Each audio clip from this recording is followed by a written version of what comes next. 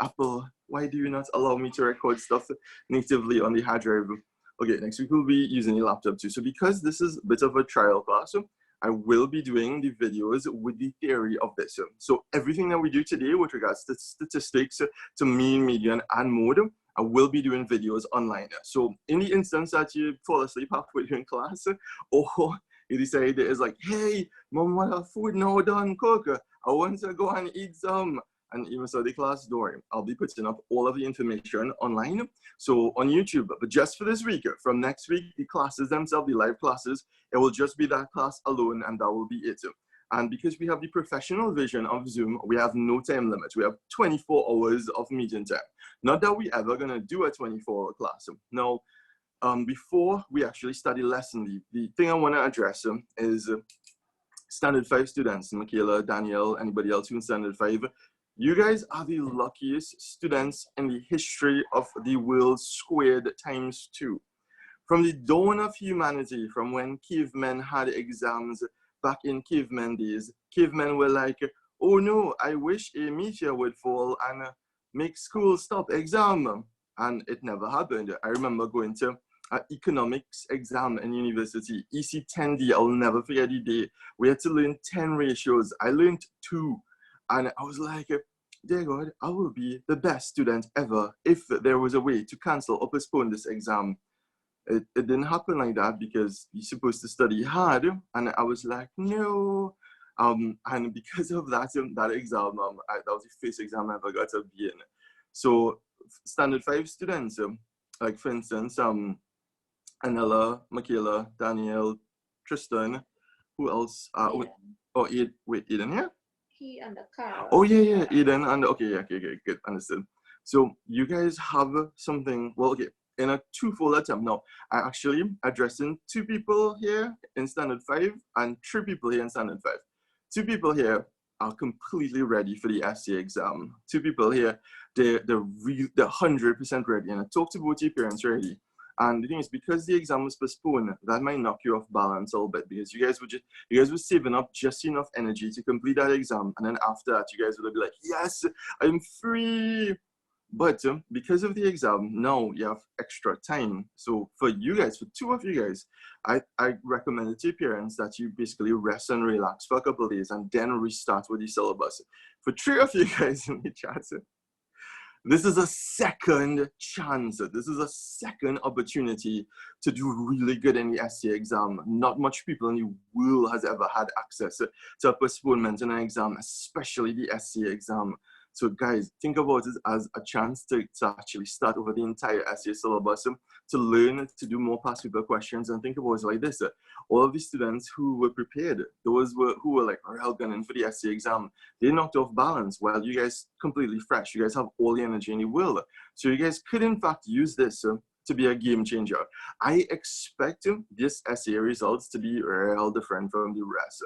I expect a lot of people who had potential, but who just didn't really like studying or who didn't want to study, I expect them, especially people who eating watermelon right now, to do real good in this, to do real good in SCA, because those people have all the energy. So for 2 people in this chat who were they were like already ready for SCA, reserve some energy for now and then restart.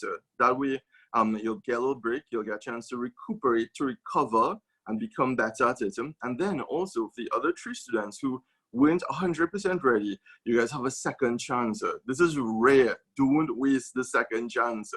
For all of the other students here, standard 3s, standard 2s, this is a chance to stay home, and while staying home, you could do your own research, your own work. You guys could take a chance to take a little relax, a little rebreather before school officially starts back.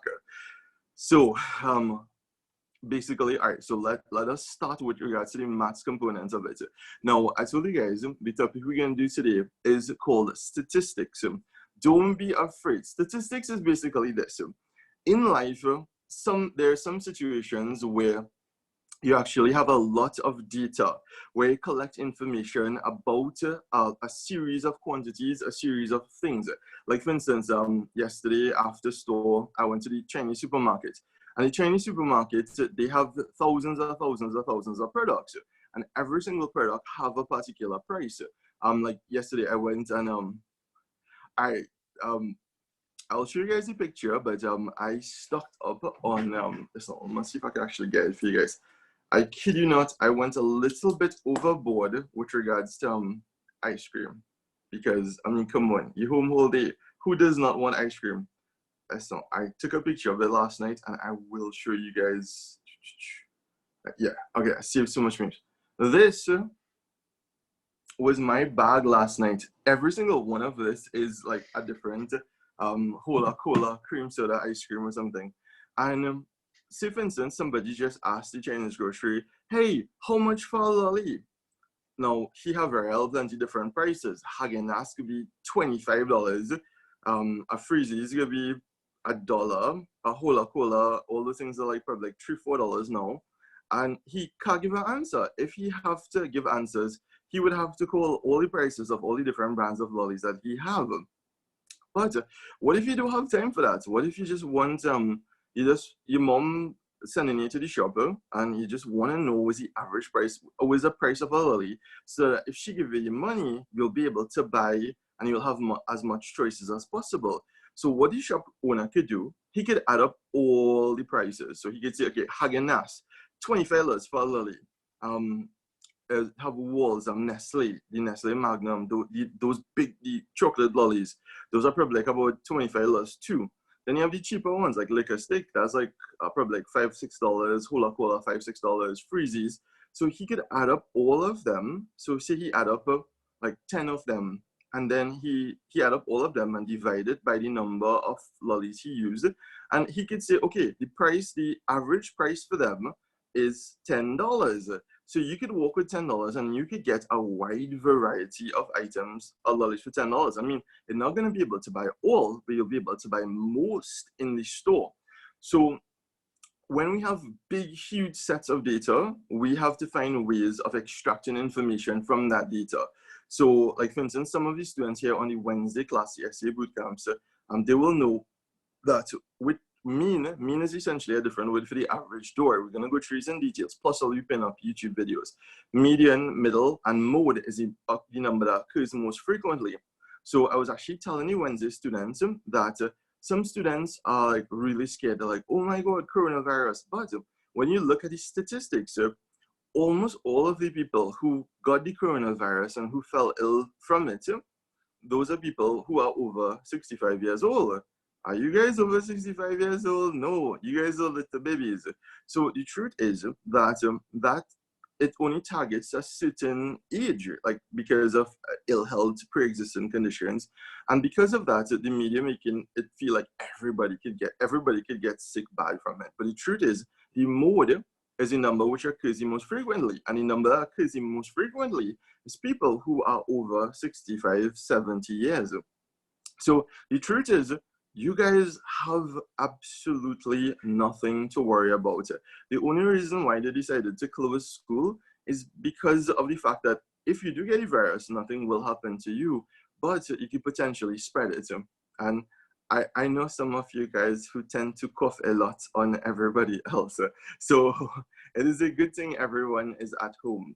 So like I say all the time, all you need at home is like a good TV, or the ability to order KFC or Pizza Hut as well as snacks. Oh, guys, by the way, Wednesday class, Tristan, Michaela, I apologize.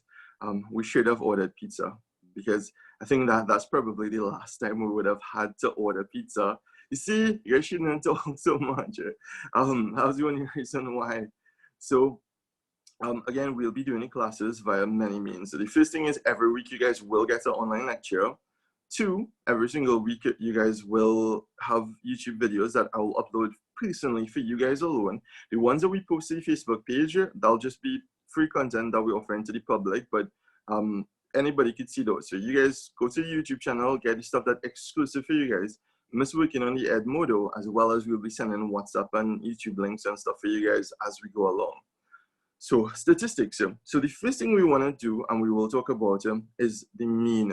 So what I did was that actually yesterday we screenshotted some of the information. Okay, so the first thing that we have to do is this one.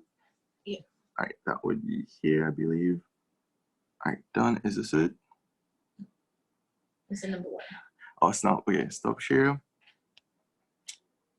And all the photos. And so here. Yeah. Yes. Okay, good. Hallelujah. Hallelujah. All right, good. You seen it? Yeah. Okay, good. So that's the thing. We want to make sure everybody can see the content too. So that's why we have Miss pretending to be a student among you guys. So she can see you guys. She could poke you guys. She could chat with you guys. She could say hello. So, all right, let us put this tablet down flat so I'll be able to write. So here we have the pen and we have colors. So, hello. Okay, so usually a long time ago when I was in school, they would teach it as mean, median, and mode. However, according to the essay, the framework itself, the 2019 to 2023 framework, they have it in a little bit of a different order. They start with mode. And I think the reason why they started with mode is because mode is by far the easiest. Guys, you guys should not have any problems with this at all. I know we're going to put out the videos. I know we're going to do this, that, but this is so simple that you guys should not have any problems after we have this class. I remember this class could be unlimited time because we have no time constraints. All right, so the mode is basically the number in the set that occurs most frequently. Let me give you guys an example. So in standard 5, right? For instance, if we look at ages, right? In standard 5, we'll have some kids that are young, that are 10 years old. We have some kids that are 11 years old. We have some kids that are 12 years old. So say, for instance, the majority of students are 11 years old. So in a class of 30 students, we have 20 students that are 11 years old. Then we have 5 students that are 12 years old, and we have 5 students that are 10 years old. So 5 students are younger, 10 years old, 20 students, oh, let's change the color of this thingy. 20 students that are 11 years old, and then we have 5 students that are 12 years old. What we could say for sure is that the most popular age of students is 11. Hey, you do that? Huh? You do that? Oh. The little arrow. No. Oh, hey, cool. Wait, hold on. I just have to turn that off because I think okay, meeting settings. Okay, all right. Turn off allow path. Okay, good. So the majority of students in this class are students that are 11 years old. So that is the mode. And the reason why we would want to learn about mode is so that we would know what is the most common data in the set. So an example that I actually used yesterday was this. So imagine you guys go to a sports day. Ooh, and as we go along, we're actually like learning how, wait, just not exit, okay, good. Now have more space. If we have a sports day and we have 3 students, so we have, okay, color, pen. All right, we have student A, spiky here. So student A, he gets $10 to spend. We have student B, and student B, this is just for the sports day alone. She gets $20 to spend. Okay, student B actually turning out to be looking like a vampire, but anyhow, let's continue. And student C gets $30 to spend. So one of the things we could see is that all 3 students, they have a different amount of money that they could spend, right? Now, why would knowledge of this information be vital? Why would people need this? Say, for instance, we have Mr. Cafeteria Owner, and Mr. Cafeteria Owner is like, hey, I want to create a product for these students just for sports day. So my boy, he was like, hey, here what? KFC making real money. I want to make some money too. So Mr. Man decided he want to create chicken and chips. Now he don't know what price to put that box of chicken and chips at. because he afraid that if he put that chicken and chips too high, not much people will be able to afford it. Like say for instance, he decide, hey, I want to make a 6-piece box, and because it's sports day, the kids only have a little intermission, so he have to pre-package and make the boxes before, so when people come to buy it, they'll just pay the money, grab it, and go. So if he put it too high, and he decided to put a 5-piece or for $50, then if you, for instance, the students getting this amount of money, then nobody will be able to buy it. You have to put up money to actually get it. And if you put it too low, he will lose money. So he will lose money. So what he decided to do is he decided to go beforehand and take a poll and ask students, hey, how much money all you feel all your parents will give all you for sports day? So student A say $10, student B say $20, student C say $30. So what he did, he found the average, and the average itself is actually the mean. So the mode would be the one that occurs the most frequently. Here we have different values.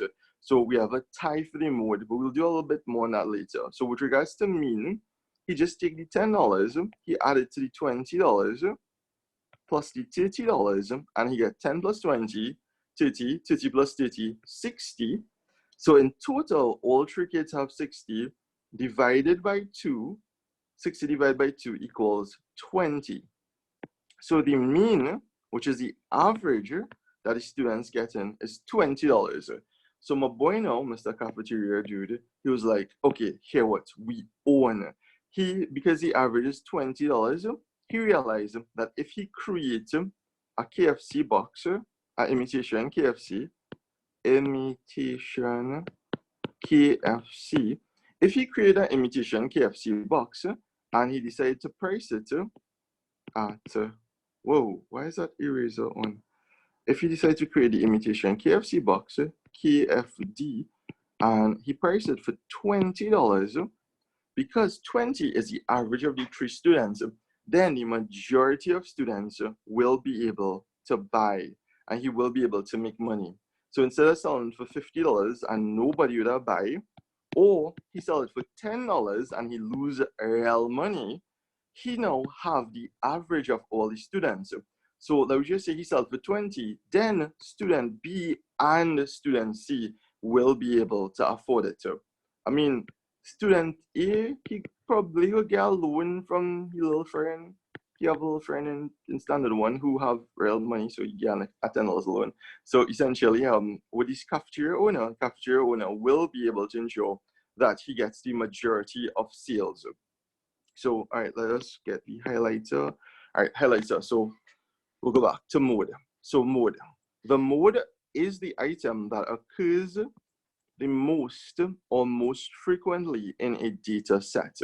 So if we have a set of information, so information sets, it could be, you could have a ton of different information sets. A good example of information sets would be just a couple of classes ago when we were doing math. What did we do? When we were doing math, we decided to take out the scale and we decided to weigh every single person. And even people who like wanted to be weighed, people who didn't want to be weighed. We made it voluntary, and people who wanted to be weighed, we wrote down the weight of the students in pounds. So when we have, that is called a data set. So we have student A, we have 50 pounds, student B, we have 60 pounds, student C, we have 70 pounds, and the number that occurs the most frequently, that, okay, highlight a pen.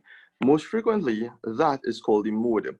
So just an example, I'll draw the example in this box right over here. So students in a class,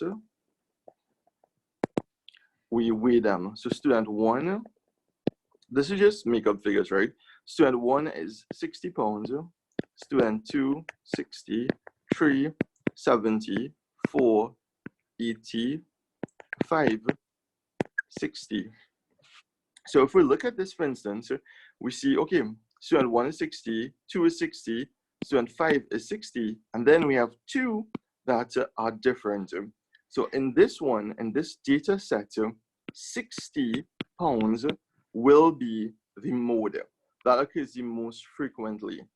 So essentially, if we know the number that occurs the most frequently, that will be very similar to the mean, because this would affect the mean.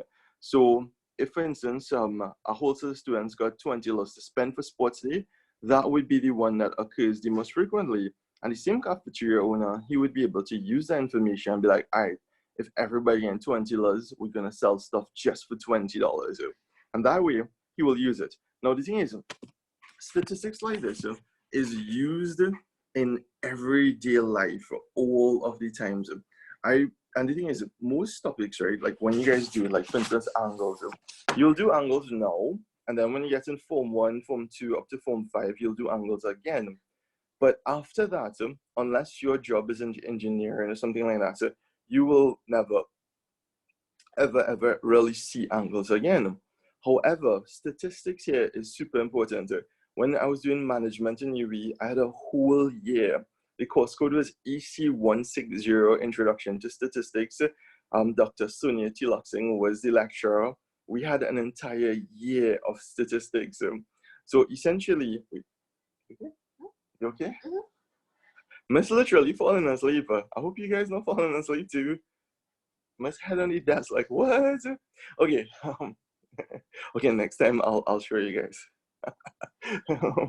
So essentially, with statistics, you use it for everything. Another example was this, right? Let me just erase this and I'll show you guys. This is actually a real example. So one of my friends, he owned a very small foreign use car dealership. And when he owned that small foreign use car dealership, one day he kind of ran out of money. He took this order where he bought a whole set of Nissan Tidas. I kid you guys not. He bought a whole lot of Tidas, and all of his money, the Tidas weren't selling that good. So Tiidas, so Nissan. So Tidas weren't selling that good. So what he decided to do was go down to Republic Bank. So my boy broke into Republic Bank and he was like, hey, I want a loan. So they was like, well, sir, you have to meet one of our loan officers. So when he went, he actually lives like nearby. He actually lives right in Union Hall. So he went in with a graph, and we will be doing tally charts, or we'll be doing pictographs. This is one of the reasons why this directly relates to the topic that we do. And for the pictographs, a pictograph uses images or pictures to represent data. So what he did, he drew these little cars. Well, okay, you guys know my handwriting, my drawing skills is like beyond lame. And each car represents each car represents 1,000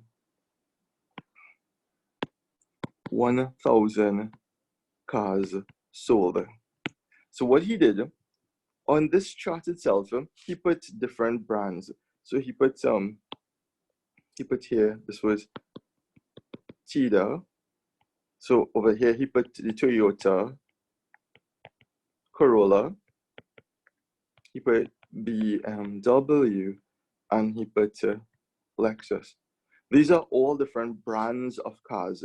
So we have Nissan, you have Toyota, you have BMW, and you have Lexus.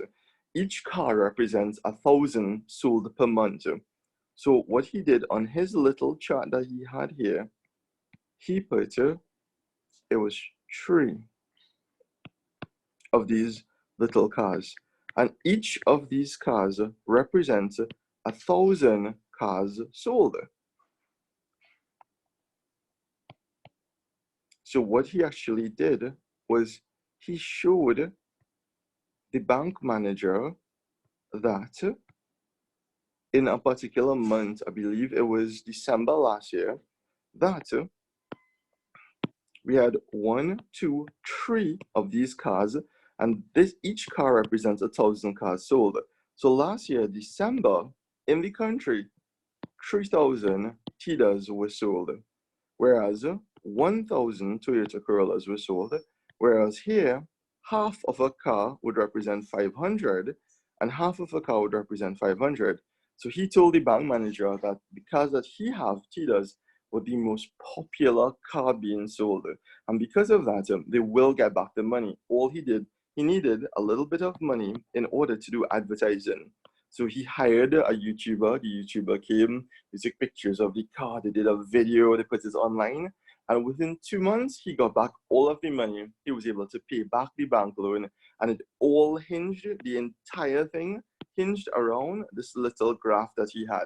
Because it was so impressive because of how like the cars were well drawn and stuff. That the bank manager was like, okay, here what, you have a very sound business plan.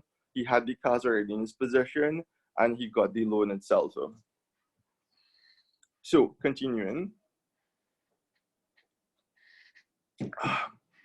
Also very important to have drinks nearby, especially when we all talk for 2 hours in class. All right, so back to the pen. Okay, yellow. All right, the mode is the item that occurs the most or most frequently in a data set. And now we'll continue to have examples of that. B, it is also referred to as the modal data. And again, once you hear the word mode, I want you guys to immediately think of most popular, most frequent in a data set. So if you have a whole set of numbers, just look for that number that's repeated over and over and over again, and you will get the correct answer. Questions like these, they come all the time. They come frequently, like this word here, frequently. They come frequently in either sections 1, 2, or sections 3. And if they come in section 3, they will come with one of these pictographs. So to find the mode from a set of numbers, arrange them from smallest to largest. Then count how many times a number was used. Now, the reason why we do this is actually simpler than you expect. Now, in the exam themselves, the examiners, they want to trick you. They want to make it harder than it is for you guys. Because remember, I told you guys, if every single person gets full marks in the essay exam, then we'll have a problem. Schools would have no idea who to choose because everybody get 100. So what the examiner loves to do in questions like this is they love to hide numbers in different places. So let me just get the eraser. I'll erase number 2 and get back the pen. So find the mode from the set of numbers. So they could have already arranged it for you. They could have been like, yo, 1, 2, 3, 4, 5, 6, 7, 8, 9, 10. But they were like, nah, we want to make this hard for you guys. So if you guys see, they have 1 here, they have 1 here, they have 2 here, 2 here, and then they throw in another 2 here, and they hide it in the last set of numbers. So imagine that. They try to trick you guys by putting a 2 in the end of the numbers there. So the key is we want to arrange these numbers in order.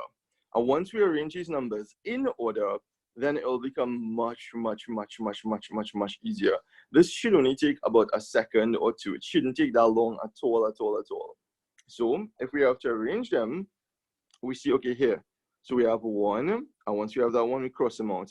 We have a next one, we cross them out. We have 2, we put them there, we cross them out. We have a next 2, we put them there, we cross them out. We have this next 2, we put them there, we cross them out. We have a 3 here, we cross them out. A next 3, we cross them out. 4 here, we cross them out. 5, we cross them out. A next 5, whoops, we cross them out. And then we have 6, and we cross them out. So what we're essentially doing is when we write the number, we eliminating that number 1 time. So we'll have less numbers to look at and it'll be less confusing. Because remember, they try to make it confusing, and in the exam, when you're tired, you're scared, you have anxiety, you're thinking, oh my God, this is the essay exam. You want to make sure to be as precise as possible. And when you do certain things like this, like cross them out, you are basically ensuring that you don't get confused, ensuring that you don't repeat a number, ensuring that you get the correct answer. So make sure and follow those procedures as much as possible. So all we do now is we just count. So we say, okay, we have 2 sets of the number 1. Then we have 3 sets of the number 2. We have 2 sets of the number 3. Okay, that is a bit confusing. We have 1 set of the number 4. We have 2 sets of the number 5. And we have 1 set of the number 6. So we just look for the biggest number. What do we have the most of? Is it 6? No, we just have 1. We have 1 4, we have 2 5s, we have 2 3s, we have 2 1s, and aha, this here is the correct answer. We have 3 of the number 2. So that means the mode is equal to 2. And the reason why is because it was using most. Now, yesterday we had a really interesting question, which was kind of cool. The question is, what if we had a tie, right? So let us say, this is just hypothetically, that we had 3 of the number 3s. That would change this here to 3, and this here would be the same as here. So we'd have 3 sets of 3s. In that situation, you will list both of them as a mode. We would say the answer is 2 and 3. Now, the key thing for this is that in the essay exam, that trick is not on the syllabus. You are not expected to know multimodal sets of data. Now, for end of term test, you might get that for standards 2, 3, 4, 2, 3, and 4. For when your teacher have in-class weekly tests, you might get that because they want to test your critical thinking skills. But for standard 5s, you guys don't have to worry about multimodal questions. It's not going to come because of the fact that they want you to know precisely what the mode is. So because of that, they will ensure that the question has one mode. All right, so let's just use the eraser. This is a lot more drawing than I expected. This is so cool. And think about it like this. It have like no mess from erasing the board. Like a little Pictograph. All right, let us get back the pen. All right, good. So remember, mode is a number that was used. Wait, where's the pen? Okay. Mode is a number that was used the most. Right, so never forget that. Number 2, mean. Another word for mean is average, right? It is found by dividing the sum of all the numbers by the numbers of items used. All right, guys, this second part is potentially more important than the first part. So if you guys were in class, I'll be like, students, take out your highlighters or your pencils or, I don't know, okay. Some situations, people are like, throw bottle water on it. All right, so essentially, you have to ensure that you divide the sum of the numbers by the numbers of items used.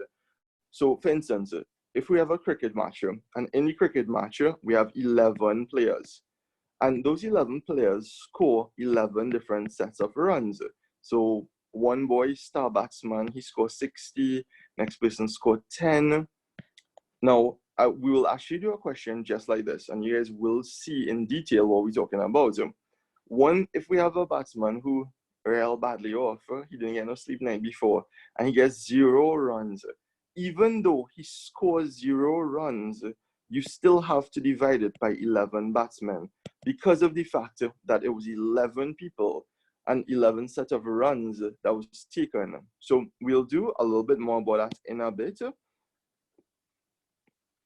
All right, color, eraser, pen, okay. Is average. It is formed by dividing the sum of all numbers by the numbers of items used. Example, find the mean of the following sets of numbers. So sadly, we have to erase the theta chart. All right, they have gone bye-bye.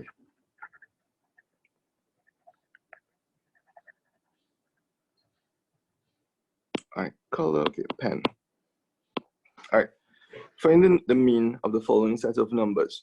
So we have 4, 5, 3, 5, 8.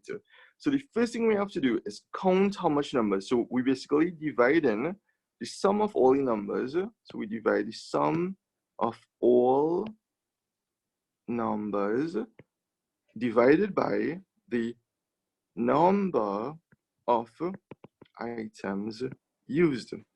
Now, before we even do any calculations, we could get half of the answer right here. All we have to do is count how many numbers was used. So we have, with a pen, okay, we have 1, we have 2, we have 3, we have 4, and we have 5. So on the bottom, we have 5. So the first one is 4, 2, 5. The third number will be 3, the fourth number will be 5, and the fifth number is 8. So we have 5 numbers in total. If we add them up, right? If we add these up, 4 plus 5 is 9. 9 plus 3 will give you 12. 12 plus 8 is 20, and 20 plus 5 is 25. 25 divided by 5 equals to 5. So the answer, the average, the mean, is 5. And we also put the units. So if we were talking about a sample set of kilograms, we put 5 kilograms. If the sample set was centimeters, we put centimeters. If it was miles, we'll put miles. But in this question, we just have the numbers themselves. So we just put 5 as the number. So the answer for that is 5.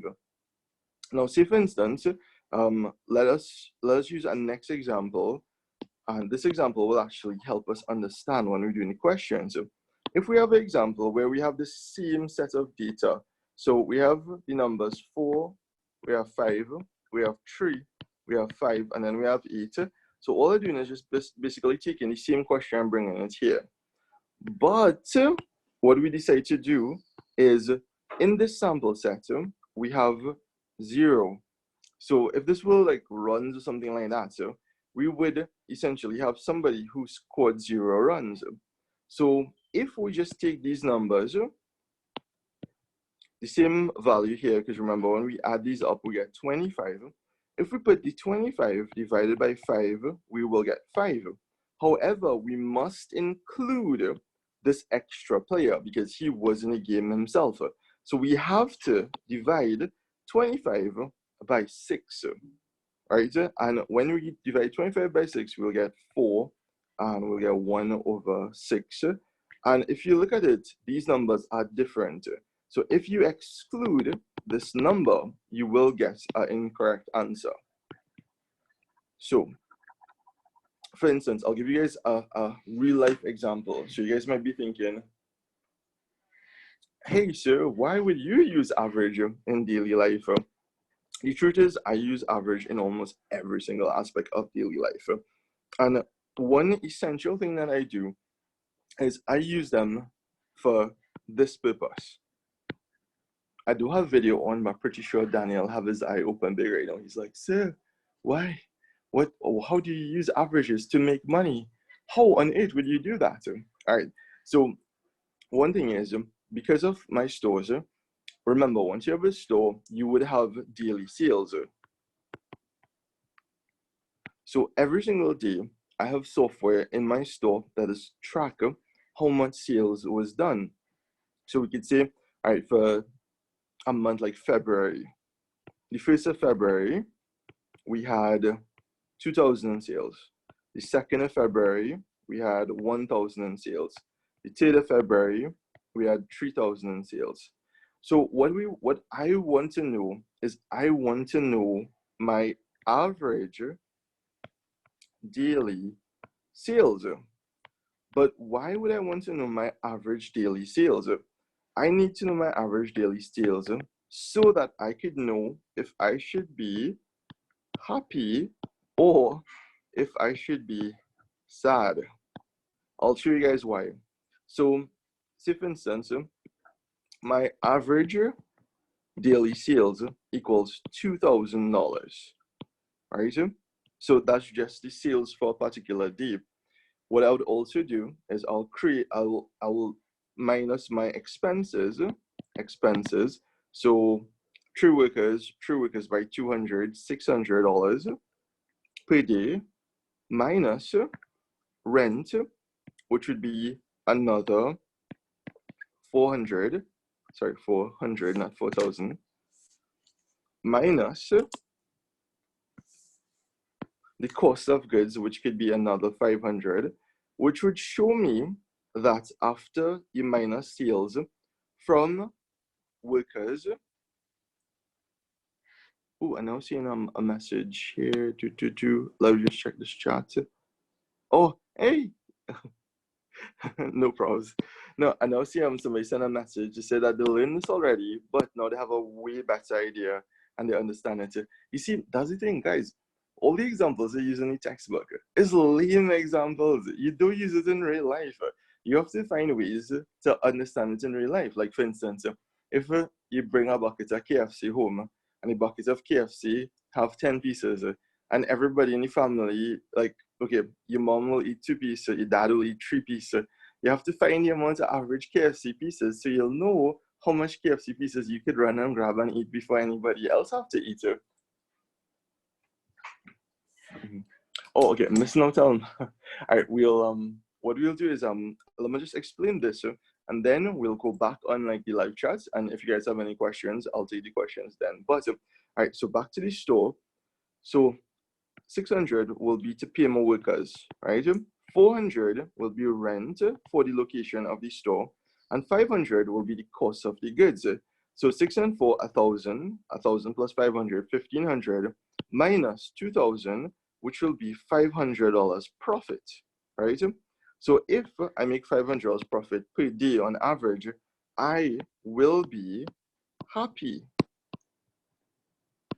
However, if my average daily sales is 1,000, and we already calculated that my expenses is 1,500 minus 1,500, then I know that I'm losing $500 a day.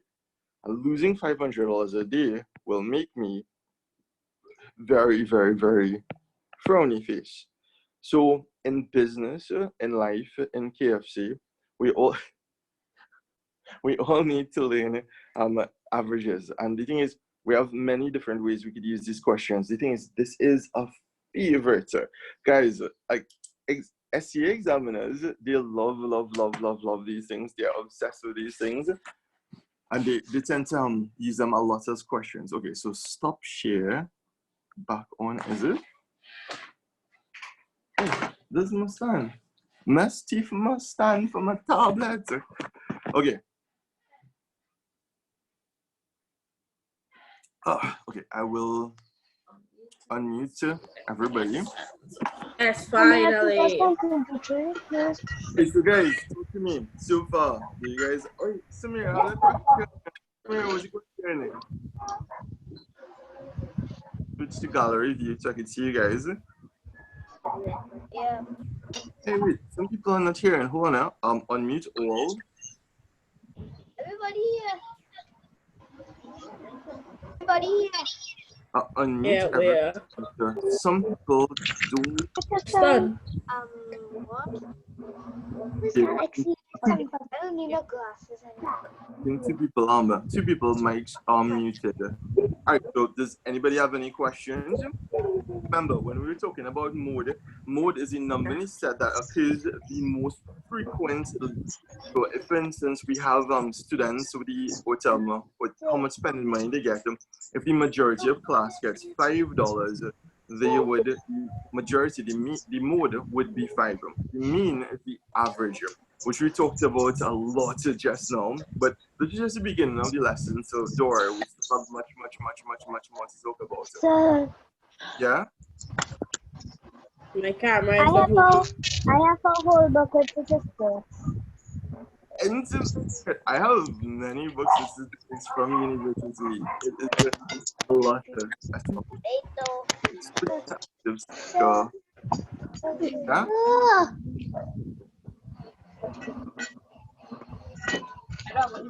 It's in English. What video? Because Yes. I miss. I.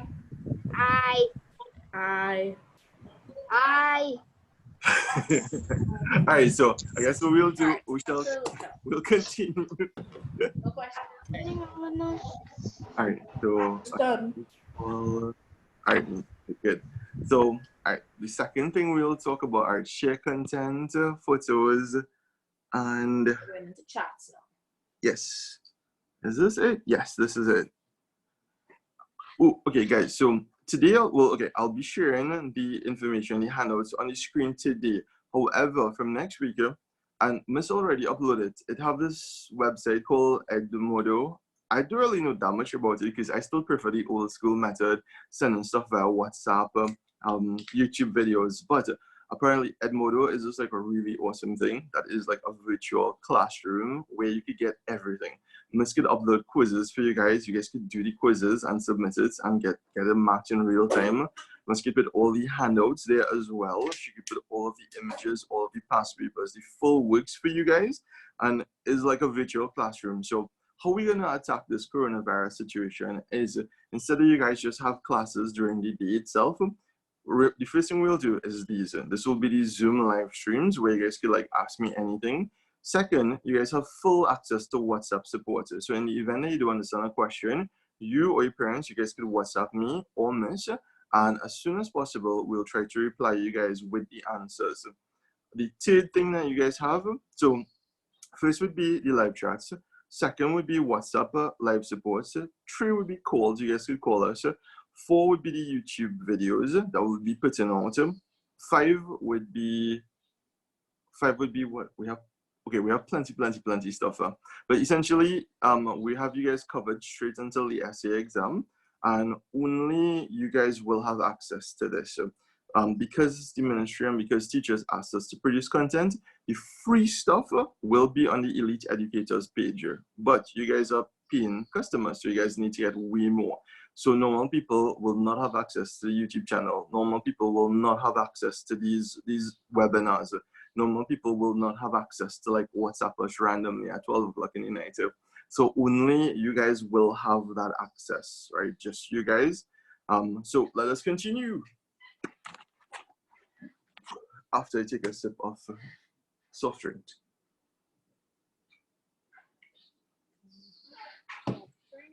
Huh? Mrs. like, oh, a soft drink, and she watching I have a big monster, man. Okay. Now, where were we? All right, pen, color, here. All right, so we covered here, check. We covered here, check. All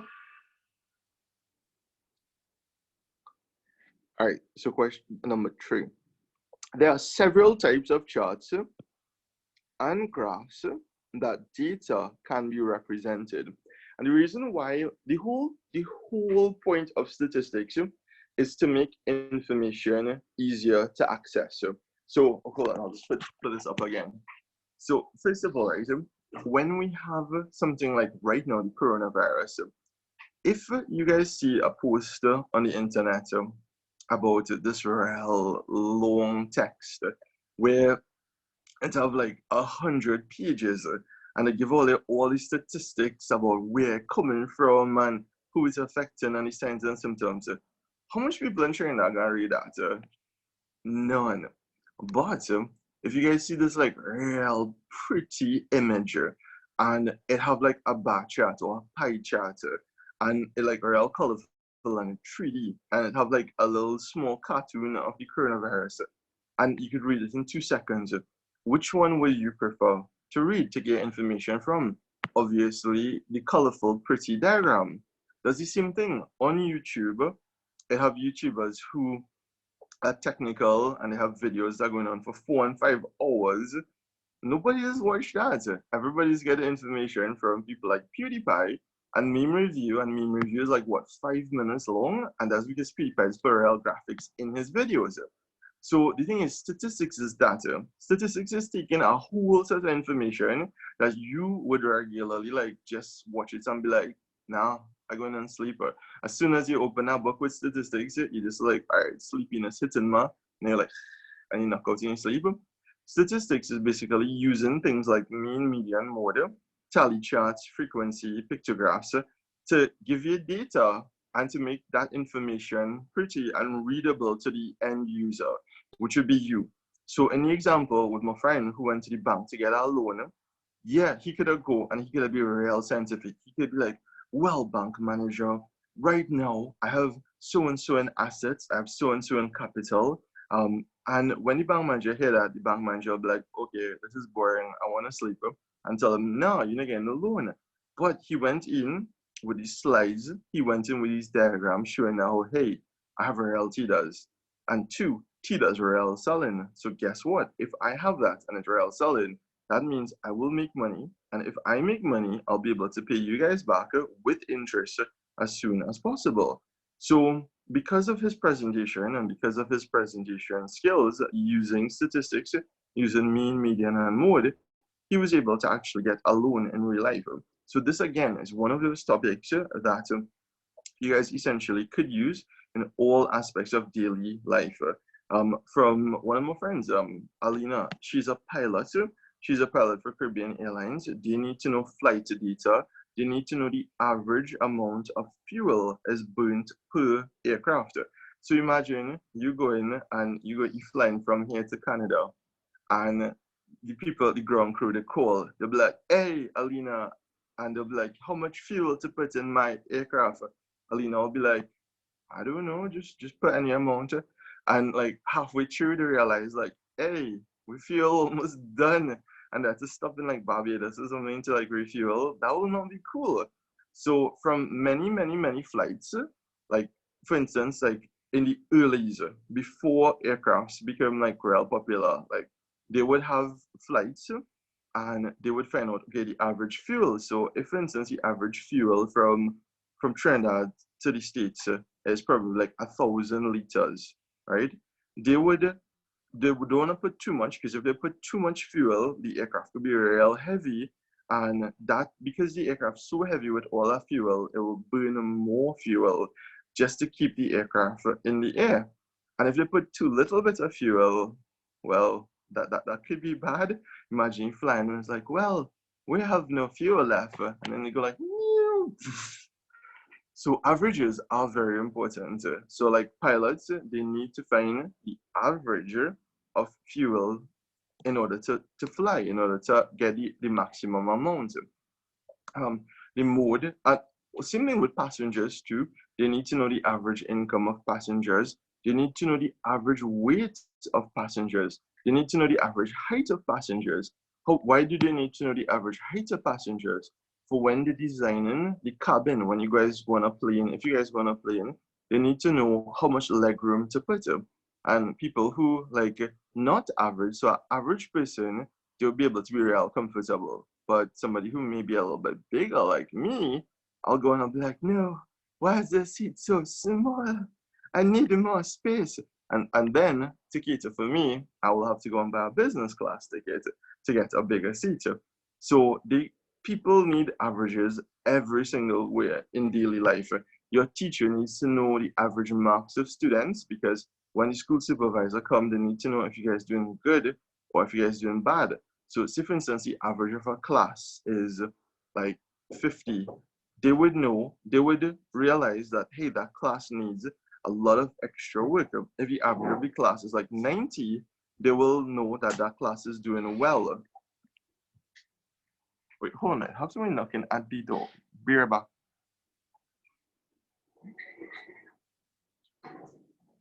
Oh, yesterday we actually had some parents come in the class, and they thought we had class as usual, and I was like, no, we did not have class as usual. Oh, guys, super funny story. So when I went into Form 1, that's all, I'm gonna get back the pen, in NAPS, that's not Prima College. That's not. Oh, Miss Snowrighton. What's that?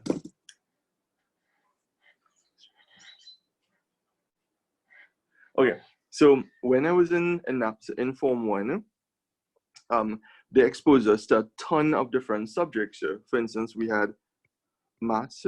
Wait.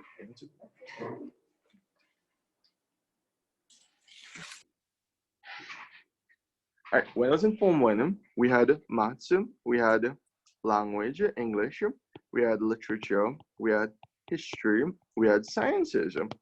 And so in secondary school, it is just like primary school, where they find the average of the subjects that you do, and they give you a percentage, and that percentage will determine where you place in tests. If you come first, second, third, fourth, fifth, etc. Right? So in the first term of Naparima College, I realized, okay, maths is super important, 90, English, 92, literature, I think I got 80 or something, Science got 90. But history, which was learning about the past, if Mr. Sammy is out there and he sees this on YouTube, he will totally understand. This was my mark for history.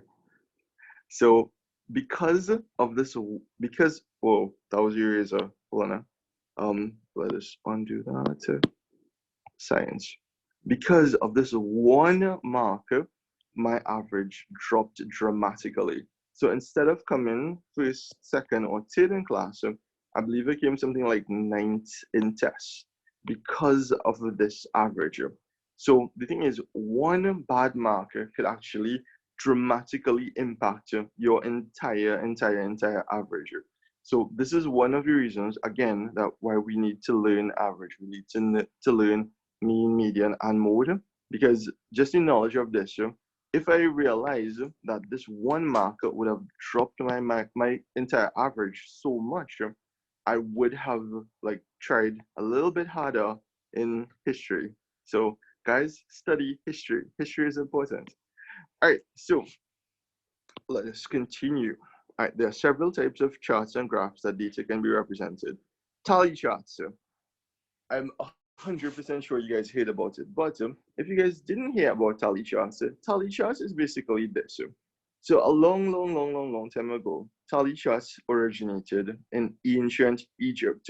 In ancient Egypt, the prime minister, kind of like the king, they would have big storage bands, because back then we didn't have technology like how we have now with fridge and deep freeze and stuff. So the only thing they could really store was when they harvested the wheat and the crops that they had, the wheat that they would make like bread and flour with and stuff. They would store those in bags, big, huge bags, like how they have them feed bags with like chicken feed. They would store the wheat in those woven bags. They were made out of cloth. And every single time, so they had these big, huge kind of like houses, and they would store these little bags of grains in them. Now, outside the houses, they had like a clay tablet, and every single time one of the workers put a bag, they would just put a mark on it. And they first started to just put marks. So, let me say, for instance, they had 20 bags. You would see 1, 2, 3, 4, 5, 6, 7, 8, 9, 10, 11, 12, 13, 14, 15, 16, 17, 18, 19, 20. Now, if you guys just look at it, right, this would be confusing because you're just seeing a whole star marks, and actually they were just putting marks next to each other. They wouldn't separate it like how we do it. So if you guys have to count this, try it. Look how much stress there is, watch you. That's 1, 2, 3, 4, 5, 6, 7, 8, 9, 10, 11, 12, 13, 14, 15, 16, 17, 18, 19, 20, 21, 22, 23, 24, 25, 26, 27, 28, 29, 30. So they were like, yo, hear what? When the king come, the king like here, and he needs to, this is his kind of crown thing that he have.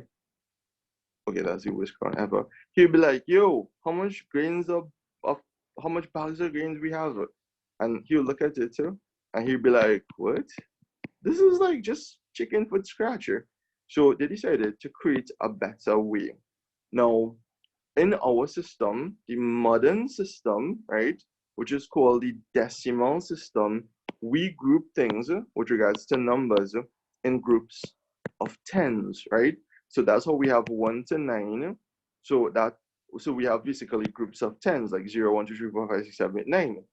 They basically tried a different system, but they grouped it in 5, right?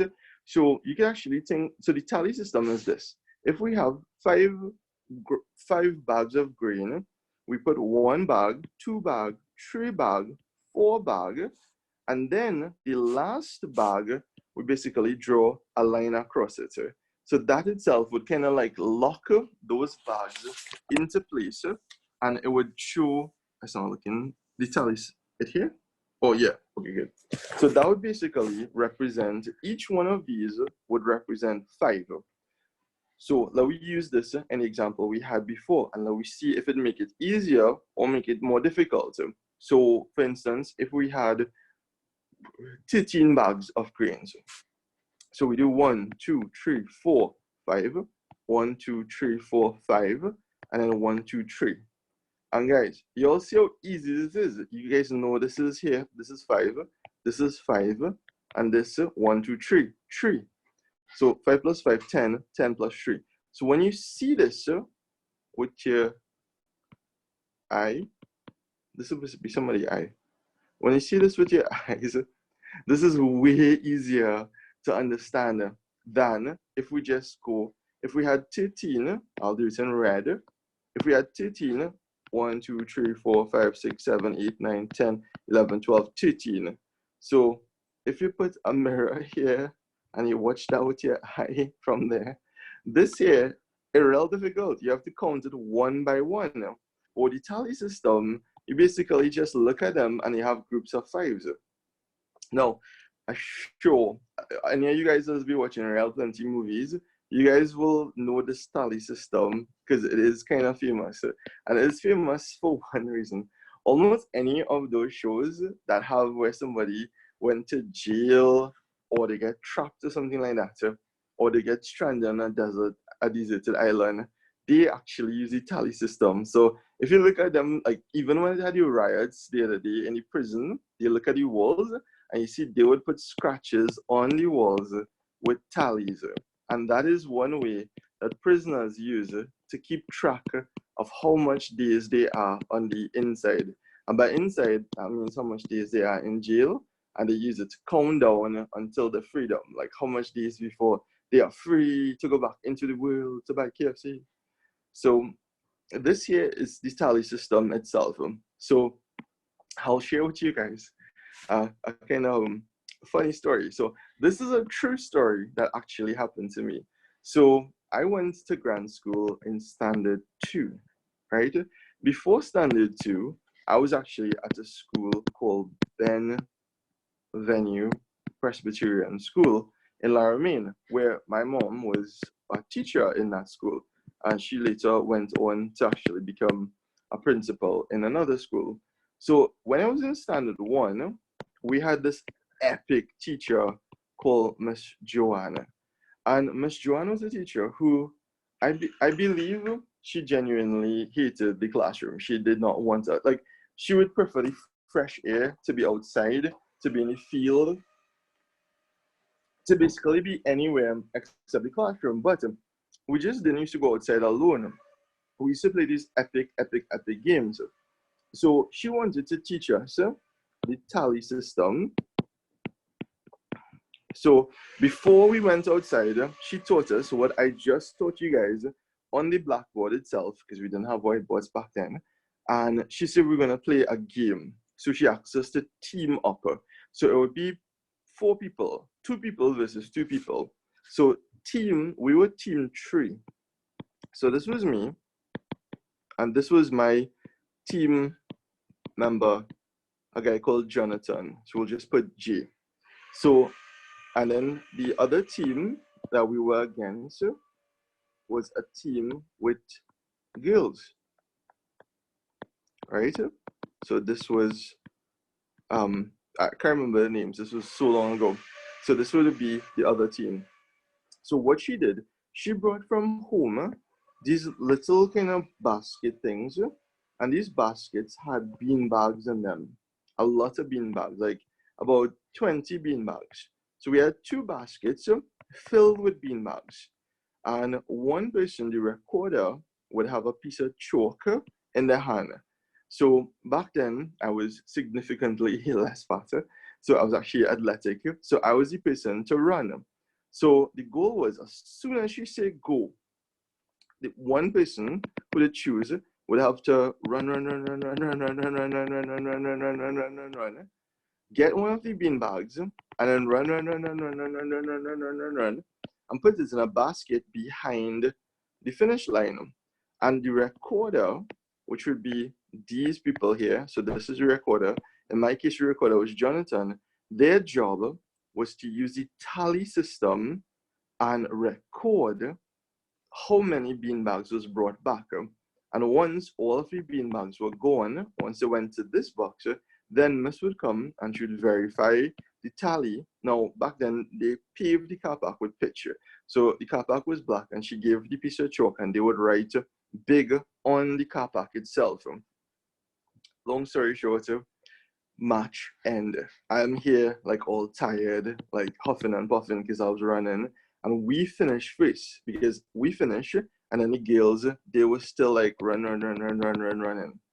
And when Miss Joanne came, she told us that we lost.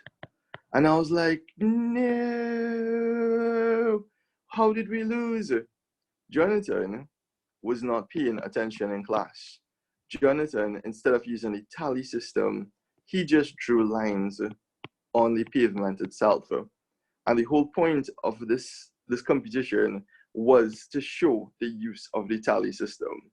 So the girls, they won the championship. Okay, this is supposed to be a trophy. This is a really bad trophy. You're looking like a lamp, somebody lamp that they have home. Okay, so let us continue. So this here itself is tally charts. So with tally charts, all we need to know is a vertical stroke, and by vertical, they just mean a line going down, used to depict a single value.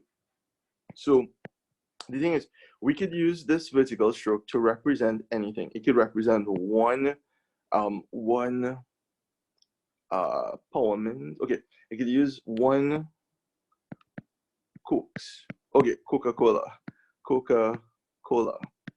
Or if we have a lot, like say for instance, we have a function, we have a wedding, we have a place to go to, we have plenty Coca-Cola, it could represent one case of Coca-Cola or chubby or whatever you want to direct to think. But they will basically tell us exactly what it represents. So in the event, it could represent either one Coca-Cola, or if they say so, it could represent one case of Coca-Cola. So it could use to depict a single value. Every fifth value, a diagonal stroke is used over the first four strokes. So if we have to represent 1, it will be this. 2 will be this. 3 will be 1, 2, 3. 4 will be 1, 2, 3, 4. And 5 will be 1, 2, 3, 4, 5. 6 will be 1, 2, 3, 4, and 6. So this here, what I just now draw, this is actually all you need to know with regards, this is all you need to know with regards to tallying.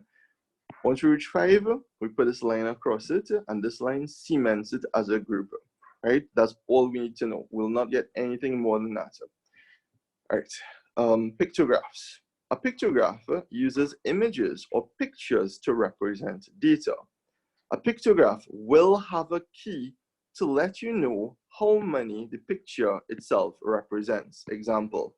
So pictographs, these are also a super favorite thing. Like literally, SEA examiners, SEA examiners, they love the pictograph itself. The pictograph itself basically is an image. So the thing is, the SEA examiners, they all choose simple images. Simple images. The reason why is because the SEA examiners, they aren't as like advanced as us. They would choose something that would be usually a keyboard character. So they would usually use something like a smiley face, right? They would use something like a heart. They would use something like a star. They might even use something like a triangle, a circle, a square, right? And what they would do, they would assign a value to each of these shapes, right?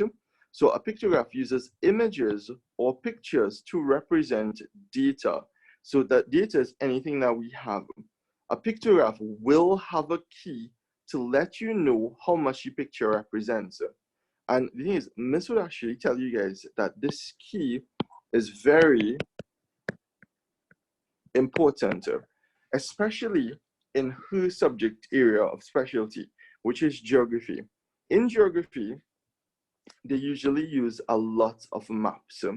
And in that map, they would always have a key. So let me try to draw a very poor version of Trinidad and Tobago. So this is supposed to be Trinidad. This is supposed to be Tobago. So what they would do, they would have a key, usually in a rectangle, and they would tell you what everything means.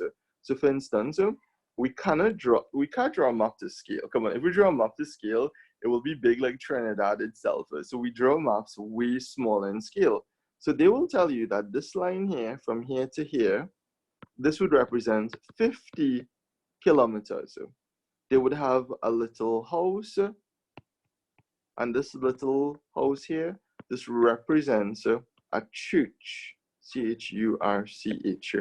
So this would represent a church itself or something like that. So this, all pictographs must have a key. In the past, we've had like students come to us with assignments and they didn't understand how to do the assignment, and it was because the teachers forgot to actually provide a key. So they had no way of finding out how much a particular item represented. So let us just erase the map of Trinidad and we will continue over there. So a pictograph will have a key to let you know how many the picture represents. So for instance, if we have a smiley face could represent 10 students, all right? And one thing I want to let you guys know, and this is like super important, so if there's one thing you guys take away from this, is that in many instances, the examiners would give you, okay, a smiley face to represent 10 students. And then in that pictograph itself, you would see something looking like this. And you guys will be like, what? Why is there half of a face? And the thing is, the reason why there is half of a face is that SCA examiner would, oh wait, that's not undo. That SCA examiner, in some instances, would actually divide that pictograph into different proportions.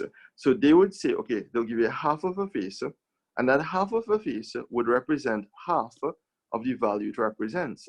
So this face, if it is half, if the full face is 10, what does half of the face represent?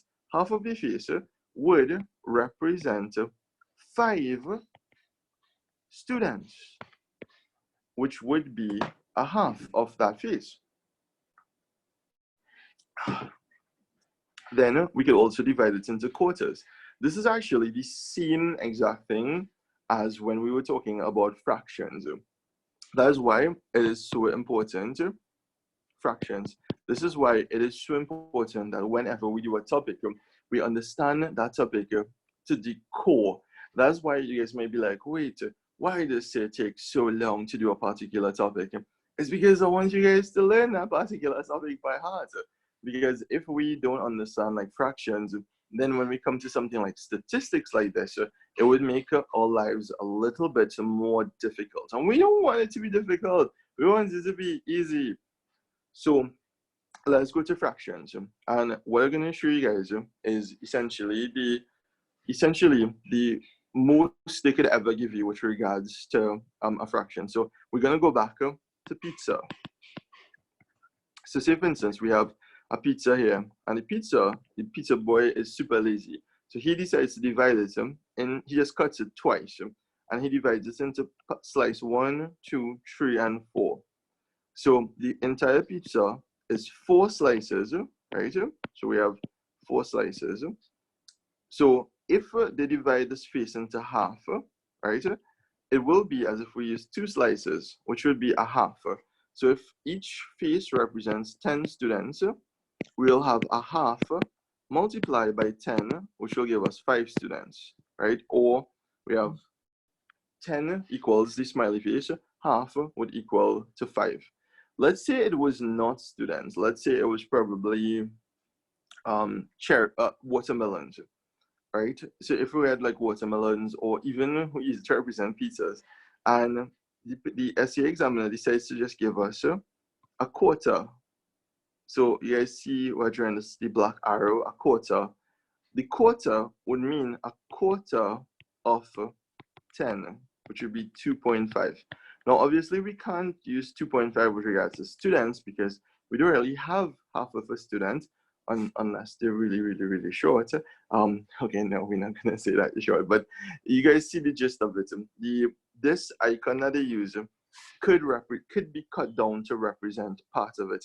They usually use it with stars. So with a star, they'll divide it and you'll just see like a quarter of a star and you guys will be like, what?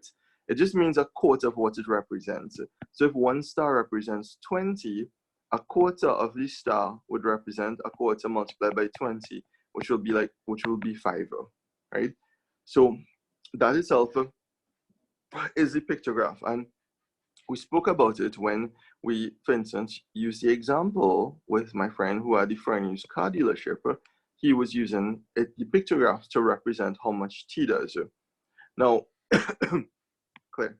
When we go into graphs and we go into charts, we have, I'll teach you guys something a little bit more advanced, but this will actually help you guys out. Well, this will actually be in bar charts. Go on to the next page. Okay, let's just finish out this page and then we'll go on to the next page and then I will show you guys. Okay, this is the number. Okay, pictographs. All right, I'll just draw this small pieces and show that. All right, so right over here, color. All right, so pictographs. A pictograph uses images or pictures to represent data. A pictograph will have a key to let you know how many the picture represents. Example. Now, because Miss sent this to me via email and I didn't open it up in Microsoft Word, everything got kind of like, it just shifted. So this was supposed to have a smiley face equals 10 prizes. So if one smiley face equals 10 prizes, right, then Mary won 20 prizes. So that means 20 prizes, so just 20 divided by 10 will be 2. So we need 2 smiley faces to represent how much prizes Mary won. Paul won 30 prizes. Each smiley face is 10 prizes. So that means we need 3. So 1, 2, 3. Smiley face, smiley face, smiley face. And then Sam won 10 prizes. So Sam will just win 1.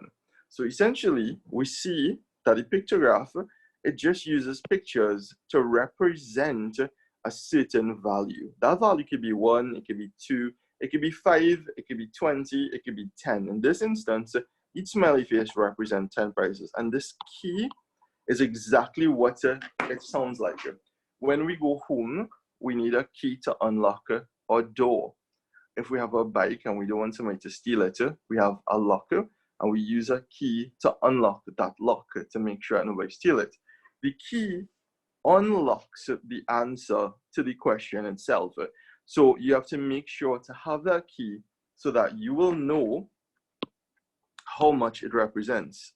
So we know that this one smiley face is 10 prizes, and that would actually show us that will basically give us the answers for all of the pictograph questions.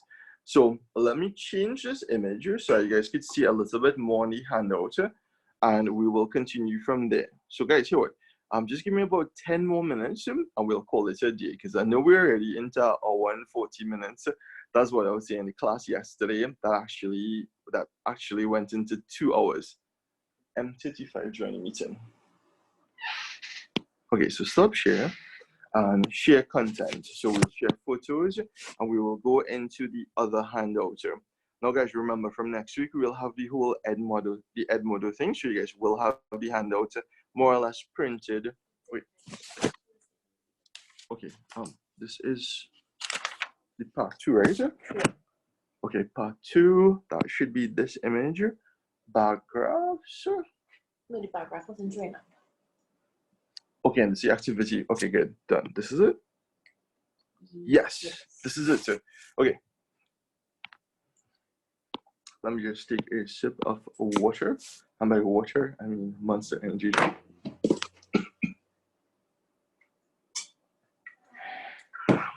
Oh, guys, if you all hear me cough, that is not the coronavirus. That is allergies. Cough, cough, cough, cough. Okay. Bar graphs. So this is a graphical display of data using vertical or horizontal bars of different heights. So what we're going to do, we're going to talk a little bit about what vertical or horizontal means. So a lot of teachers, they just like, hey, learn vertical, learn horizontal, but they don't really like give you guys a story to associate it to. So what I'll do is I'll give you guys the same story that they give me in NAPS, more or less. So whenever we have a graph, we use two lines, right? We have one line going down and we have one line going across, right? And in the example that my friend used to go and get his loan, he put the car models here, and then he put amount sold. And he used little cars to represent how many cars was sold. So in the event of TDAS, it was one little car, two little cars, three little cars. For Toyota, it was one car. Now, the first thing we have to learn before we even go into this is that these lines have names. You guys will learn in Form 1, they call this the x-axis, and this here is the y-axis, right? This here is known as the horizontal axis, and this is known as the vertical axis, right? Now let's deal with one at a time. So this here is the horizontal axis. So let us just draw this line here. And how many of you guys, like if parents pick you up and before you go home, you just pass by somewhere where you can see the sunset? Like a lot of you guys who have school and so like Vista Bella, Grand School, TML, you might have to pass in traffic by the wharf. And if you get stuck in traffic there, you could actually see the sun, the sun starts to go down. So this is the sun. This here could be the sea or land if you guys go on San Fernando Hill. And what they always say is that they say the sun sets in the horizon.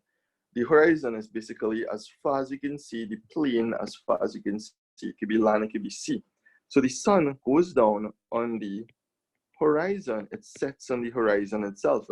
And guys, check it out. Horizon, horizontal.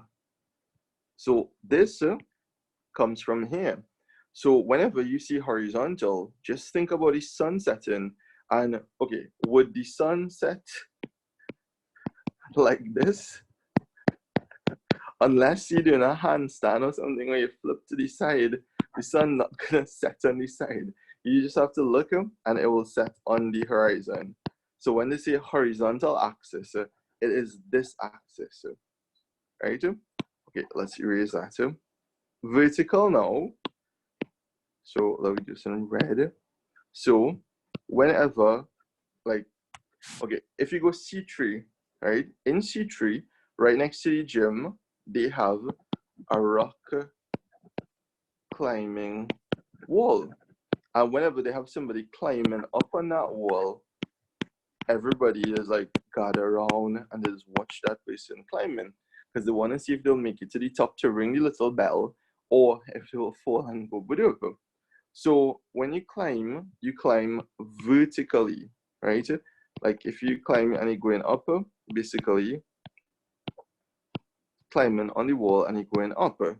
And that is, you climb vertically, you're going vertically upwards.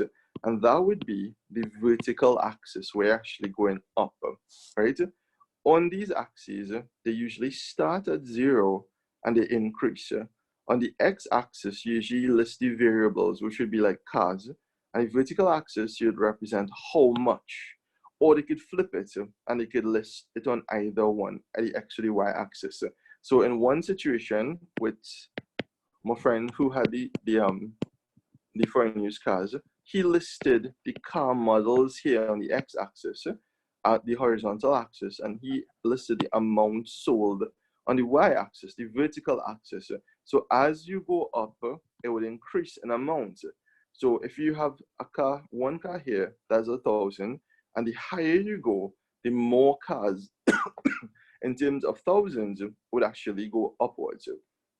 So I want you guys to never forget horizontal, sun setting in the horizon, vertical, climbing vertically upwards, right? Grid lines on bar graphs will help to determine the value of these items. So essentially, in the car example, how they list like theta here, the higher you go is the more it will be. So in some situations, they'll actually have grid lines and they'll actually show you, okay, this is for one car over here, this is for two cars over here, this is for three cars over here, this is for four cars over here, and so forth. So the higher we go, the higher the value itself becomes, right? So this is bar graphs. So you guys will learn, you guys will understand more when we go deeper into the questions and to the value of the questions itself. Now, again, remember guys, we will be putting this on YouTube as well. So if you like, there was a concept you didn't understand, and I'll be able to like record for longer. So I'll be able to do 6-hour videos on YouTube, and you guys will be like, sir, why? We just got a break from school. Why are you giving us so much work? And I'll be like, because of SEA. SEA exam is difficult. And you guys, actually, my goal is to prepare you guys for life and not for the SEA exam. And one reason why is because when I was doing A-levels, I told you guys that I actually got kicked out of biology lessons. And the reason why, that lessons, it was more focused on memorizing stuff. And a lot of my friends who went to that lessons, if you ask them a question based on biology now, they have no idea, because their goal in that class was just to memorize stuff. And when they left that class, they never, ever, ever, ever, ever remembered any of the concepts that was taught in that class itself. The lessons I went by was by Mr. Jayakran Singh, who eventually became the principal at Presentation College. And guys, every single story Mr. Jayakran Singh told, I remember, because he was teaching us for everyday life. Like how I just taught you guys about, okay, the horizon, horizontal, so you actually have the sun setting in the horizon. You guys never gonna forget that the line that is flat on the paper, that coincides with the lines on your copybook is the horizontal line. You guys are not gonna forget it. Just like how when we were doing genetics, Mr. Jayakran Singh taught us about in Russia, it had the Romanovs, which was a royal family. And the royal family, they went missing. They believed to be like kidnapped by the government that overthrown. And then about 40, 50 years later, a girl just showed up with no memory. She had memory loss. And she claimed to be the daughter of the king, the Tsar of Russia, Anastasia Romanov. And there actually is a Disney movie about it. Was it Disney movie? Huh? Oh, yeah, miss tune out to the class about that hour ago. Miss looking sleepy. So wait, was his name Anastasia? It was Anastasia, yeah. So the thing is, through DNA and genetics, later on, they were able to actually prove that it was not the actual daughter. Because if she was the actual daughter, she would have had hundreds of millions of dollars to get. Because her parents were the Tsars, the kings of Russia, and they own like half of the property. So the thing is, I want to make sure you guys learn for life and not just for the SEA exam, but I also want you guys to do good in the SEA exam. So you can't kill in 2 birds with 1 stone there. So let us continue. All right. Activity. Peter threw a dice 11 times and got the following numbers. Now, I'm sure you guys know what dice is. A dice, right? When you guys later study computer and information technology and hacking, a dice is one of the oldest ever random number generators, right? Now, random number generators actually very, very, very, very, very important because whenever you parents use a credit card, the credit card, it generates an encryption key that is a random number that hackers, it can't get access to. So a dice, essentially, every time you throw it, it has an equal chance of falling on any one of the numbers 1, 2, 3, 4, 5, 6. And because it has that equal chance of falling on any of the numbers, you don't know what you could get is unexpected. And that is why you will see dice used in a lot of questions. Another example of a random number generator, if you guys were in class, I would ask you guys, I'll be like, guys, let me check participants. Okay, how do I get you? Okay, I'll be like, hey, how many, what was the last thing I showed you guys that could be used as a random number generator? And the last thing that we had in class that we used was, remember the spin wheel that we had? So students, in the last class that we had, instead of choosing random numbers randomly from a bag, we had this little app similar to the wheel from Wheel of Fortune. And I would press the wheel, it would spin, and it would choose a student randomly via number.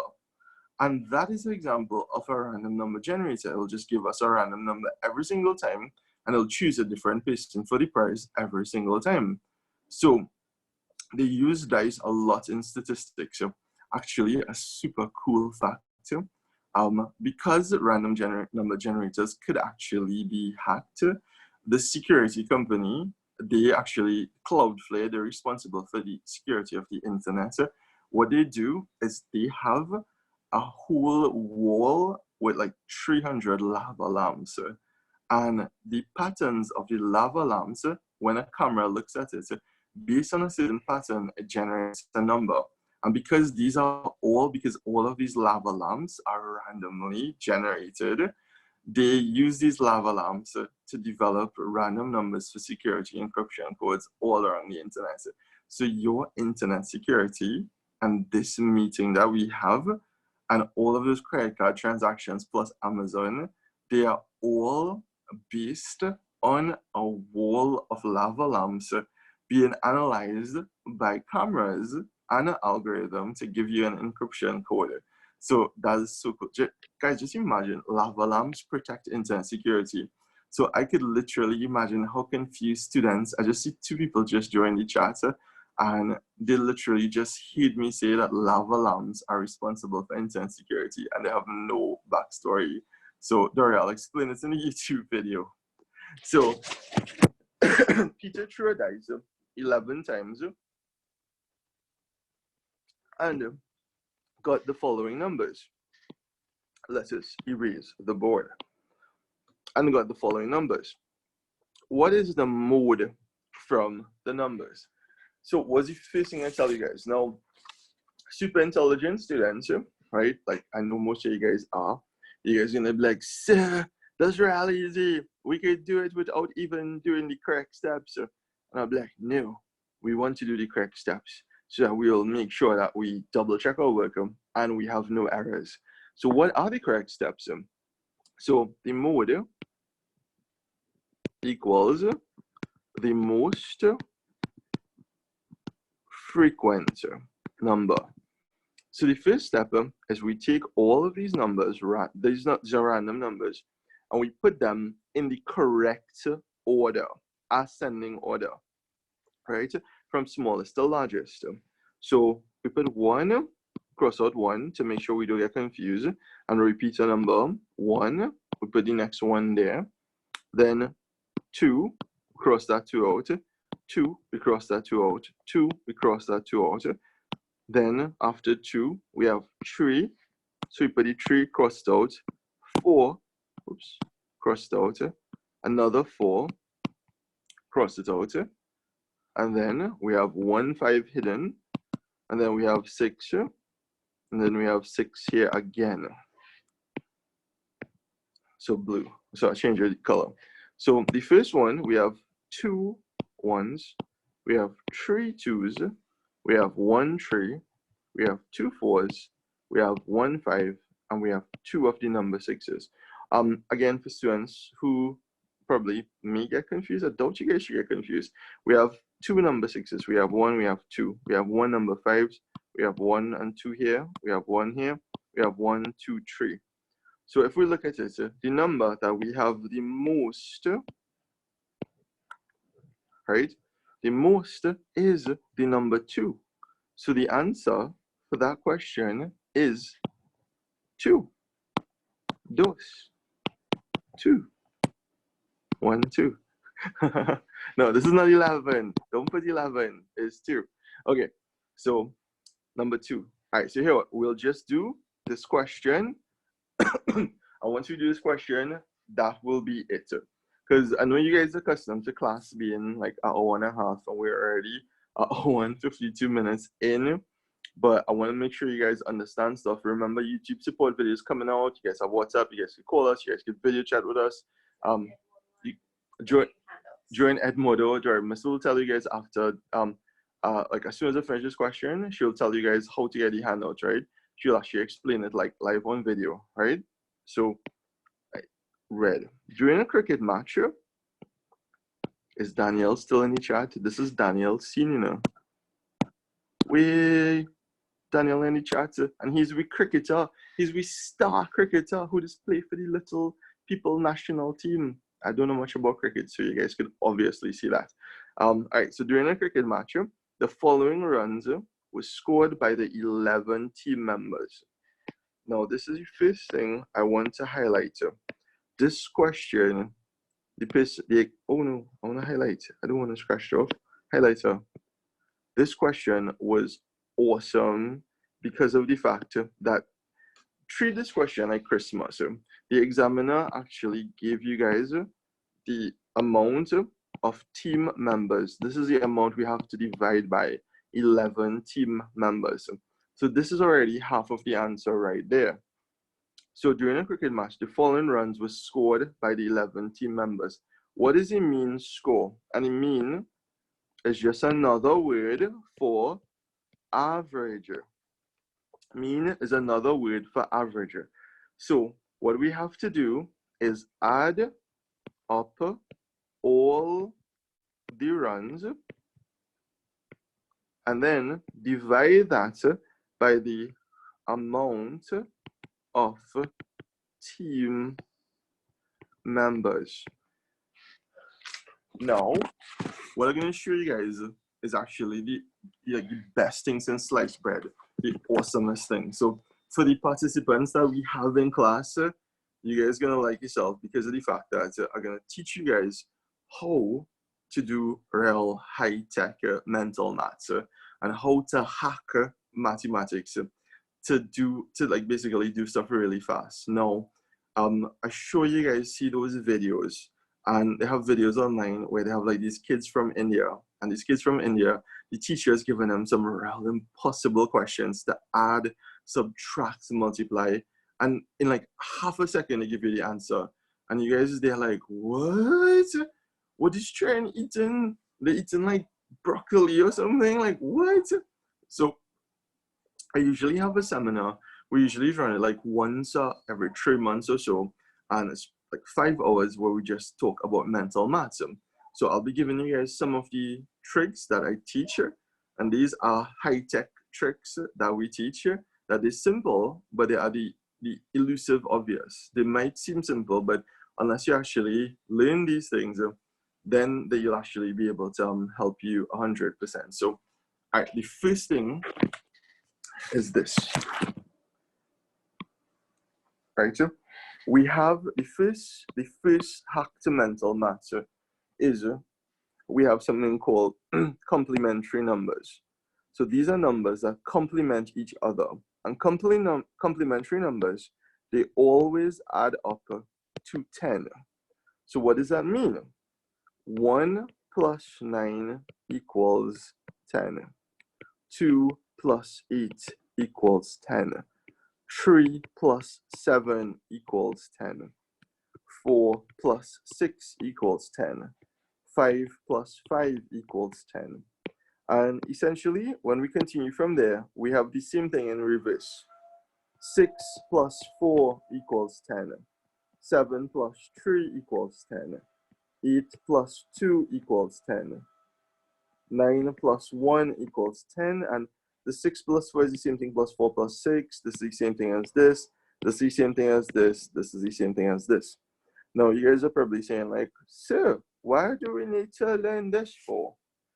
Now, in order to get those impressive acts of speed that those kids from India do, they learn these complementary numbers by heart. So they memorize these things and they know 100% M35. Who that? That is Shane. Oh, okay. Hello. I see Shane say hello. All right, don't worry, Shane, we just have like 5 more minutes of class and then that's it, right? So don't worry, class is almost done. And then afterwards, I'll unmute all the mics and you guys can talk amongst yourselves. So with these complementary numbers, these kids from India, why am I saying India? These kids from everywhere, India, States, wherever, like super smart kids, they learn these complementary numbers. And this is one of the first things they teach you in those expensive programs. We have schools in Trinidad that take 2 years to teach this, and you can teach this in 4 hours. I don't know why. They just like make people pay money every month for the same thing. But what we will do is let us use this knowledge. I'll teach you guys the tricks one by one. So this is trick number 1, which I'll erase in a little bit. So how could we use trick number 1 to help us? Let us look for complementary numbers. Because these kids learn these numbers by heart, they scan to see which of these numbers appear first. Look at the first 2 numbers that we have, 23 and 17. 23 plus 17. What do we see here? We have the complementary number 3 and we have the complementary number 7. So as soon as they see 3 and 7, 1 shot, 1 kill, they know that is 10. So they will immediately put a 0 here and they'll immediately put the 1 from the 10s into the left column, which would be the 10 section. So 2 plus 1, 3 plus 1, 4, 40. So they already, like, they didn't even think and they already eliminate 2 numbers, right? And then if we look again, we have 23 and 17 again. So we do the same thing, 23 plus 17, we already have the answer. Complementary number 3 and 7, 0, 31 across there, 2, 3, 4, 40. So we already knock out 4. So we have to add all of these scores.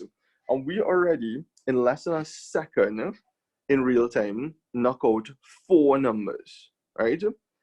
So again, let's continue with complementary numbers. What else here is complementary? Do we have any complementary numbers again? MS, we have any complementary numbers? I wasn't paying attention. 10 and 15. Okay. 10 and 15. 10 and 15 aren't complementary numbers, but that will bring us to tip number 2. Yes.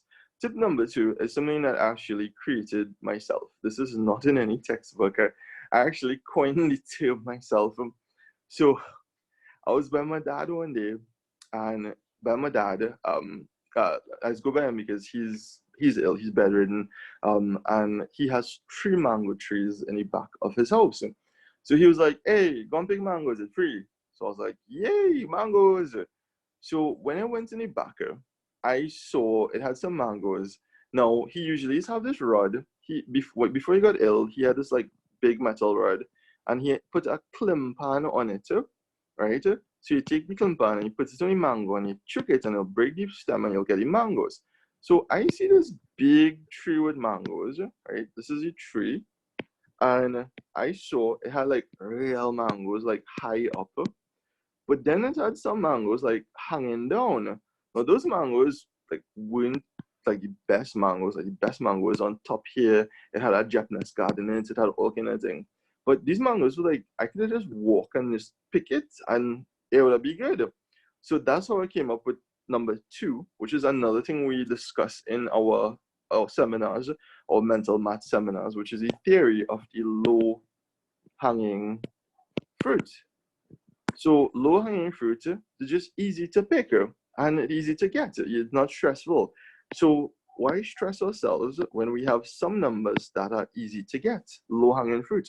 So if we go to add, like let's say 10, 15, and 0, that's a low-hanging fruit. 10 plus 15 plus 0. Anything added to 0 will be the same amount. So 0 plus 5 plus 0 will just be 5. Just bring down 5. 1 plus 1 is 2. 25. So we eliminate 3 numbers with the low-hanging fruit method. So far we get 40, we get 40, we get 25. And again, this is another low-hanging fruit here. If we add up the 3 numbers we get so far, we have 40 plus 40 plus 25, bring down the 5. 4 plus 4 is 8, plus 2 is 10, or 105. So we already added 1, 2, 3, 4, 5, 6, 7. We already get the answers for 7 of the people who make runs. And we didn't even break our mental sweat yet. We didn't have to do anything hard. Like, hard would be like adding like 8 plus 17 plus 23 plus 14 plus 2. That would be difficult. So far, what I show you guys now, this is like if you guys ever watched the show The Flash, how they slow things down. This is the slow version of what you have to be doing rapidly in your mind. So in your mind, right? If we put things in real time, as soon as we look at this, okay, 23 and 17, boom, 3 plus 7, complementary number, 0, 1, 40. So we get 40 here. Then we have 23 and 17 again, 40 again. Then 10 plus 15 plus 0 is 25. So that's 40, 40 plus 25, 105. So in 1 second, we should have been able to get this answer 105. But I just wanted to show you guys in slow motion how we do those complicated mental arithmetic problems, so that you guys will learn the process, and every single time you guys do it, it will be a little bit faster. It'll be faster, it'll be faster, it'll be faster, it'll be faster, until one day for the SCA exam, hopefully. Oh, again, another thing I wanted to address with you guys. I don't know if you guys could potentially see me. You can see me? Mhm. Oh, hello. I've literally had 8 hours of classes in the last 24 hours. No, 10 hours of classes in the last 24 hours. So my voice probably going a little bit. But I just want to address the SCA data. Now, according to the Principal Association of Trinidad and Tobago, the new perspective data for the SCA exam is May the 14th, right? Yeah. Yeah, May the 14th. The last perspective date, the date that it was carded for, was originally April the 2nd. This is more than a month after the original date. Now, right now, we are not 100% sure how the country might progress, right? We are up to 50 cases of the coronavirus. 40 of those cases are in quarantine, so we don't really have anything much to worry about. But we have 10. And when we do maths, we see that how every one person could infect 2 people, 2 people can infect 2 more people, and that is how we get vampires. Okay, no, just joking. A long time ago, they had this question about why vampires aren't real. Vampires are fake. And the reason why vampires are fake is because of the fact, oh my God, I'm busting the 1,000 vampires. If you have a vampire, every person they bite to get blood, they will turn into a vampire. So you start with 1 vampire, and then Shashi, write this. How did we go from master vampires? So you guys can see it is not you guys, it's definitely me who's changed trends. So we have 1 vampire. Hey, why not? We have 1 vampire. And then that 1 vampire, he would bite another person, right? If he bites 2 people, that person will bite 2 more people, right? Whenever he bites a person, then they'll keep biting people until, I think they estimate, within a month's time, everyone on Earth would become vampires. So if vampires were real, in 1 month time, everybody will become vampires. So vampires are clearly fake. So, and it was built on myth and folklore. Hey, if any of you guys read the comprehension app on YouTube for you guys, I work really hard on that. So it was like 1 hour per video. 1 hour for comprehension, 1 hour for answer. So make sure and go and look at that after. You guys will be hearing my voice for 4 hours on a day. That's probably not cool. So, all right, go tomorrow. So the thing is, because we don't know the situation right now, it is difficult to tell. I want all the standard fives looking at this. I want you guys to make sure and prepare as if it is a solid date. You do not want to be caught unprepared. Imagine you say, oh yeah, they're going to postpone it again. And then they decide, nah, we need this essay exam. Because remember, schools start back in September. Schools must have students in September. We're not gonna go around it. And even though it might not be a wise idea to have the essay exam, I believe that the ministry will go forth. They may put measures in place. They might have students, probably one student per desk, like per whole bench. They might have much more precautions. But I do believe, because of the logistics of the situation, that the essay exam will be in May. Will be in May the 14th. So I want you guys to prep as if it was May 14th. So Michaela, Daniel, Anella, Tristan, Eden. Anybody else? Standard 5, no. Okay, so I want you guys to make sure that, or like the other classes too, like Kanishka, Adrian, those other people, when you guys seeing this, because I'll try and put this up on this one in particular, potentially up on YouTube. But guys, make sure, prepare. I don't care if people have rumors and saying that, oh, hey, might get postponed again. Don't want to be caught.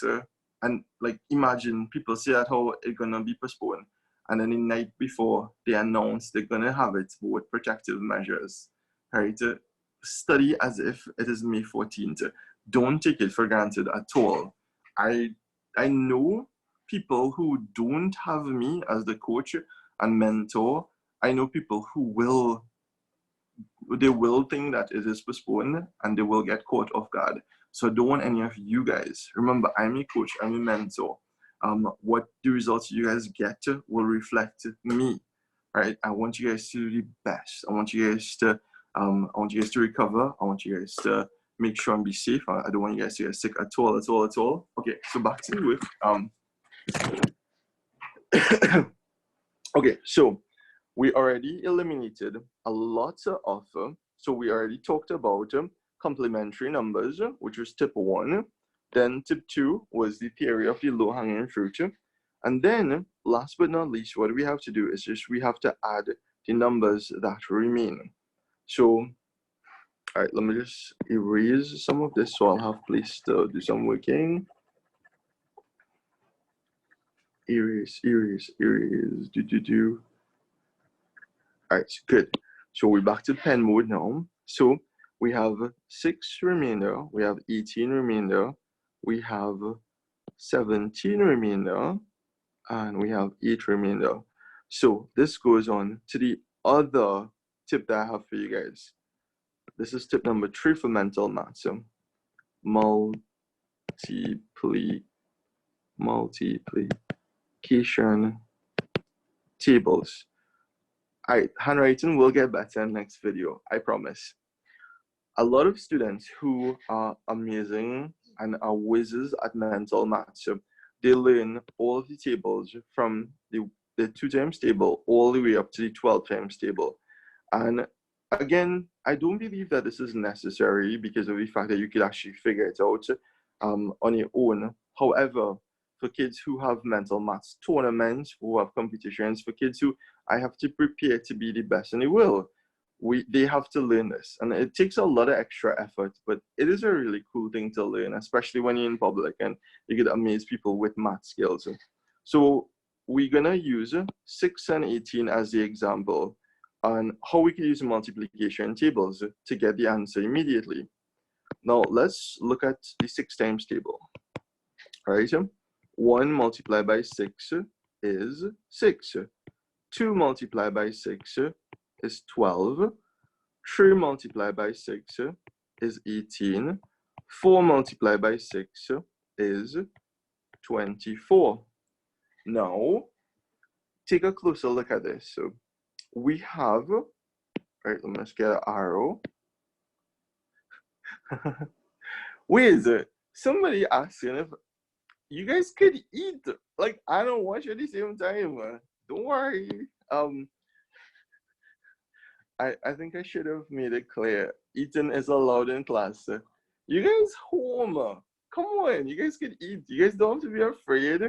And you guys know you can eat in class too once you don't make a mess. So you guys can eat at home. You guys don't have to ask me that. Come on. All right, so we have 18 here, right? And 18 over here. Now we want to add 18 plus 6. Now 6 times table is basically that right there. 6 plus 6 is 12. 12 plus 6 is 18. 18 plus 6 is 24. So if we know 18, and then the next logical progression on the 6 times table will be 24. So 18 plus 6 is 24. And that, after that, it just leaves us with the remainder, which will be 17 plus 8. So the last tip I'll give you guys with regards to this is what I would do is the same thing with complementary numbers. And 7 and 3, those are complementary numbers. So I would say 17 or 7, how much would it take to make 10 or 20, to make 17 up to 20? 3. So basically 17 plus 3 will be 20. And if you minus 3 from 8, it'll give you 5. So 17 plus 8, 25. So when we add up all these numbers, so we have 105 here, then we have 24 here, then we have 25 here. The total we get for all of those will be 154. 154, and we have 11 team members. So therefore, the answer will be 14. Ooh, we have a question here. Okay, from Esther. Hold on. I will unmute Esther's mic. Participants, Esther. Okay, unmute. Okay, tell us your question. You have the floor. Hello? I actually unmuted the mic, so you could talk freely. You could just give us the question and we'll give you the answer.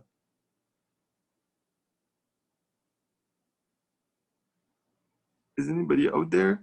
Okay, no problems. Let's just go back to the lesson afterwards. I will unmute everyone. So 154 divided by 11, and that will give you the answer as being 14. So remember, one last thing I want to point out is this. This 0 here is very important, right? Because a lot of students, if they see 0, they think that this should not be counted. They told us 11 team members, and even if somebody scores 0, it just means that they are lowering the average value. So some students, instead of putting 154 divided by 11, they put 154 divided by 10. And when they divide 154 by 10, they get the answer as 15.4, which is wrong, right? So even if there is a 0, and I could 90% of the times, the essay examiners will put that 0 because they know that students who don't know this topic properly, they will do that. They know that students will do that. You guys not gonna do that because you guys are my students and you guys are the best, the best, the best. You guys are the elite. So I don't want anybody making that error. We just count all the values to give 1, 2, 3, 4, 5, 6, 7, 8, 9, 10, 11. They said 11 team members. We divide by 11. So, guys, I shall stop screen sharing there. Hey, I can see you guys now. You guys look really, really, really, really, really, really, really, really, really tired and hungry. And snacks. I have so much snacks. So much snacks. So much snacks. So much snacks. So much snacks. And guys, this is like literally just like a small piece. Like I have a cupboard home filled with snacks. I probably have about like $2,000 in snacks. So when you guys see me, I will probably be heavier. So we will not bring back that scale in class at all, ever. All right, so we did a lot for today. we did a lot of maths. And the thing is, we did a very important concept, important topic. For students who have been with us from the beginning, like from students who were with us since September, we have more or less completed the entire mathematics syllabus, right? For students now joining us, don't worry, we go on a cycle. So by this time, so if you guys started a month ago, in 1 year time, you'll be complete with the entire SEA syllabus, maths, ELA, as well as creative writing. This week, I'll be putting a lot more support videos. Somebody told me do not eat chocolate. Why? Why must I not eat chocolate? Chocolate is life. Chocolate is, huh? Oh, that's my, wait, and that's a bit, oh, snap, my bad. I totally saw somebody there. Just, but, why is your name telling somebody knows? Why is your nose in your mic, in your camera? Hey, you guys are the best classes ever. Okay, so with that in mind, I want you guys to be safer.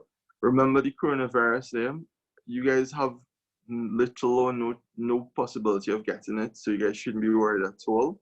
Use this time wisely. Use this time to do things that you guys always wanted to do but never was able to do. If you guys like music and your parents have a guitar home or something, go on YouTube, have a plenty of tutorials. If you guys wanted to learn how to do, say, mental maths, YouTube. You guys wanted to learn how to a new sport at home. If you guys wanted to learn how to play badminton, tennis, it have all the rules and stuff on YouTube. Use technology to help you. You can't get bored. Guys, you guys have access to the whole world at your fingertips. Look how best look how best the situation is right now. The country is so advanced that some supermarkets, okay, that glasses is cool, by the way. Wait, are you trying to pretend to be me? I put this up on YouTube, people. We have supermarkets in Trinidad that actually have live video cams. So you can actually log on and see when.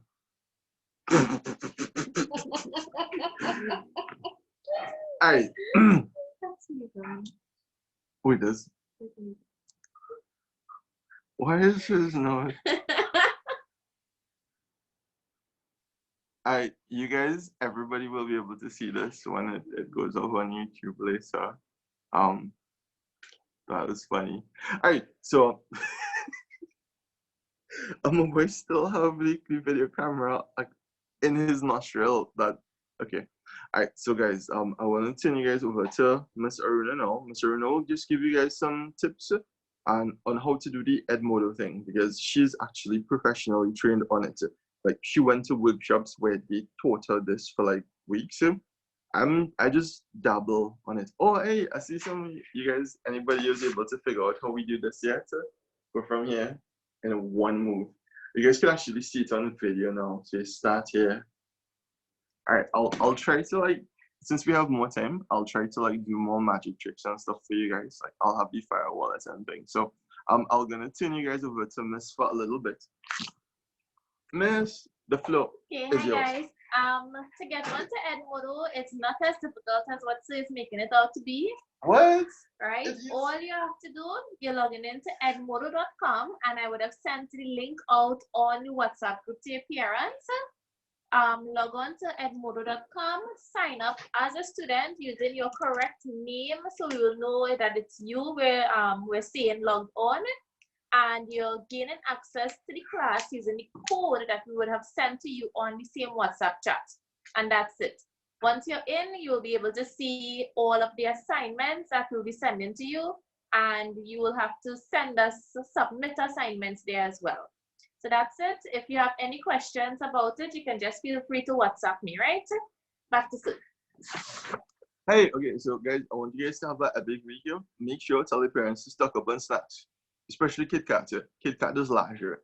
Actually, no, cheaper version of Kit Kat. Catcher or Choo Choos or Orion or all of the above. So I want you guys to be safer. Try as much as possible. Is that an eraser? Oh, yeah. I try to be as home as much as possible because home is the safest place to be right now. So try to stay home as much as possible so we could flatten the curve. Since we're talking about statistics, we would actually be talking more about the curve next week. And remember, for our students who are registered with us, you guys get exclusive access to these webinars. You guys get exclusive access to YouTube channel. From Tuesday, the YouTube channel will be private, so only you guys will have access to it, nobody else. It have like a lot of people want access to it because it have a ton of cool videos on it, but it will just be for our students. Free content will be put on Elite Educators webpage, which we'll be doing for the majority of students, but for you guys need to have that edge. So you guys can pass for sure. So guys, have an awesome week. Be safe.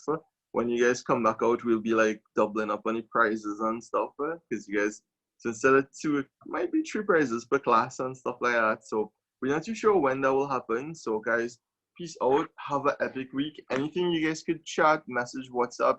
My lines are open straight up 24/7. So that was an epic meeting. How do I stop recording? All right, stop recording. Receive an email, clerk.